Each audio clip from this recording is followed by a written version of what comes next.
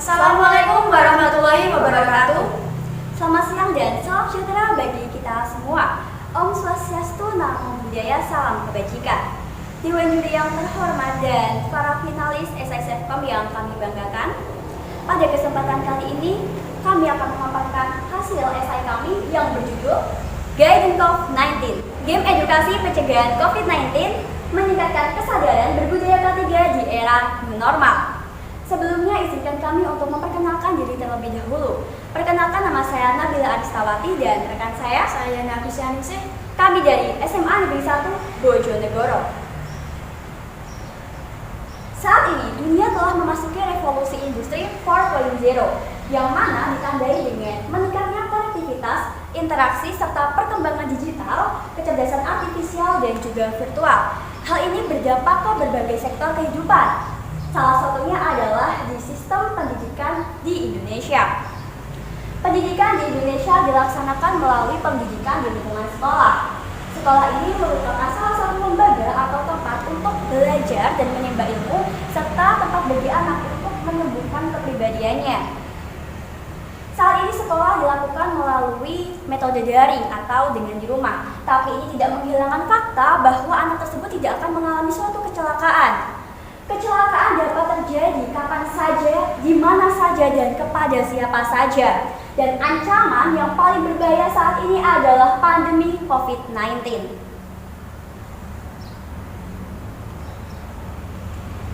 Berikut adalah beberapa berita mengenai kasus COVID-19 yang kami ambil dari beberapa media berita nasional Indonesia.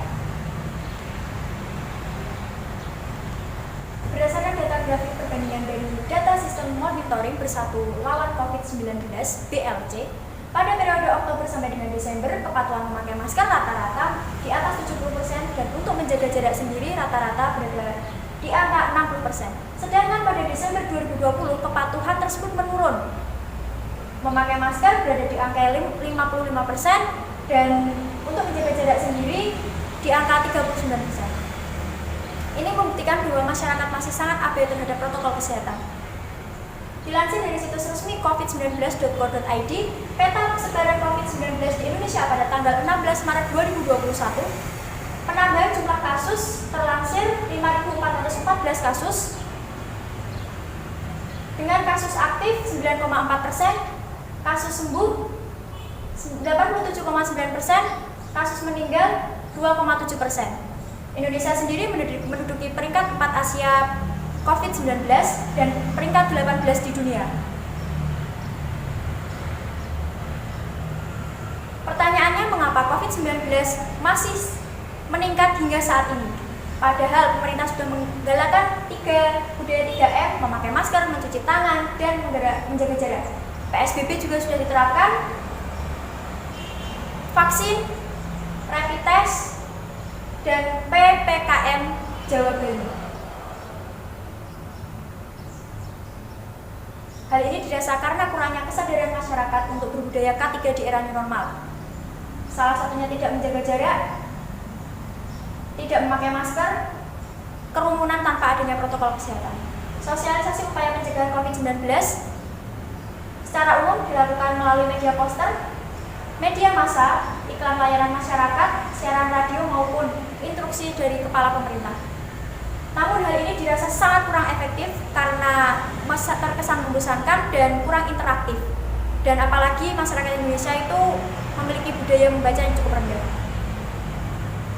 Dengan adanya perkembangan teknologi saat ini dan ditambah lagi pandemi yang mengharapkan setiap orang harus stay at home, menjadikan masyarakat lebih dekat dengan gawai, mulai dari anak-anak, remaja maupun dewasa. Dari hal tersebut menyebabkan peningkatan remaja bermain game online di masa pandemi. Dilansir dari CNN Indonesia, perusahaan Verizon menyatakan persentase game online meningkat hingga 75% dengan jumlah rata-rata 20 juta pengguna.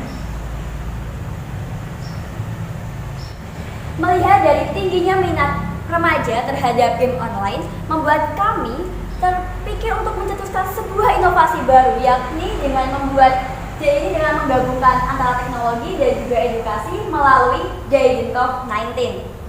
Lantas, apa itu Guidance COVID-19? Game COVID-19 itu merupakan singkatan dari Game Edukasi Pencegahan COVID-19, yang mana game ini memiliki konsep simulation game, sehingga semua faktor yang ada dalam game akan dibuat semirip mungkin dengan dunia nyata. Game ini memiliki fungsi untuk meningkatkan kesadaran akan keselamatan masyarakat di era new normal ini. Maka game ini akan terus fokuskan untuk kasus COVID-19. Nah, ada apa fitur-fitur di dalam game? Ada beberapa karakter, yaitu karakter manusia yang meliputi manusia dari segala usia dan juga virus. Ada pembersih tangan yang meliputi keran dan juga hand sanitizer. Ada pula peringatan untuk jaga jarak dan memakai masker. Ada perolehan skor dan juga rentang nyawa, dan juga perlengkapan karakter yang akan digunakan pemain untuk membunuh kuman-kuman atau virus.